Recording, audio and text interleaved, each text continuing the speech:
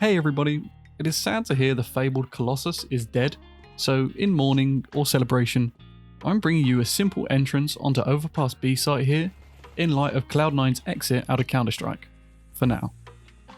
Let's take an overview of how it looks when it's played out, and then I'll break down the specifics of the take afterwards as well as the nades.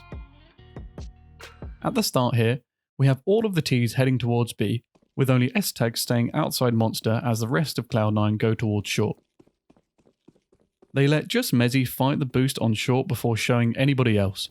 Even if Mezzy does not get the kill, boost is likely to drop off and not see the rest of the Ts here.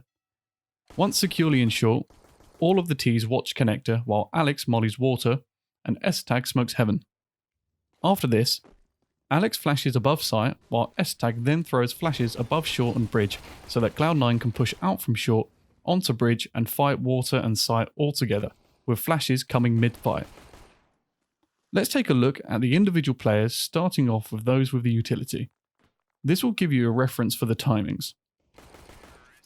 Once Alex is towards Monster, he stays with the pack, holding short push and con as they walk sewers, watching for the boost again after the pick. He lines up with this pipe for a molly, where he aims here and jump throws. He then moves to the left and throws two flashes here, the earliest set of flashes for the entry, blinding those backwater and monster/wood. He then has to hold connector on the take until they have settled on site. Now over to S-Tag, the only player who goes monster and who smokes heaven. Like discussed, S-Tag goes monster and lines up with this spool and aims here. He then throws it with a run jump throw. After, he moves across to the right and run throws above this pillar here with some flashes. He clears the right side of Monster and swings across water to assist in the take. Next up is Mezzy, who goes short and he clears the boost. Once that's done, he holds connector while waiting for the utility. He then swings sight and barrels on the take and pinches water later. Then he picks up the flank as the CTs are not aggressing CT.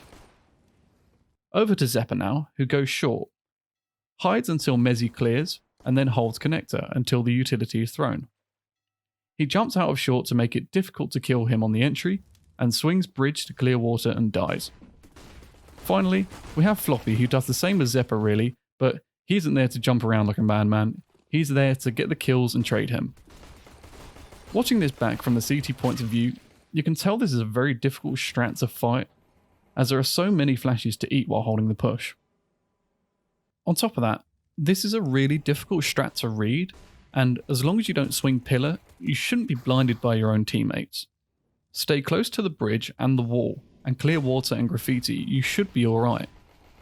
Your biggest concern when running this strat is if a player straight W's up Fountain, or if the CTs was to stack con or push monster.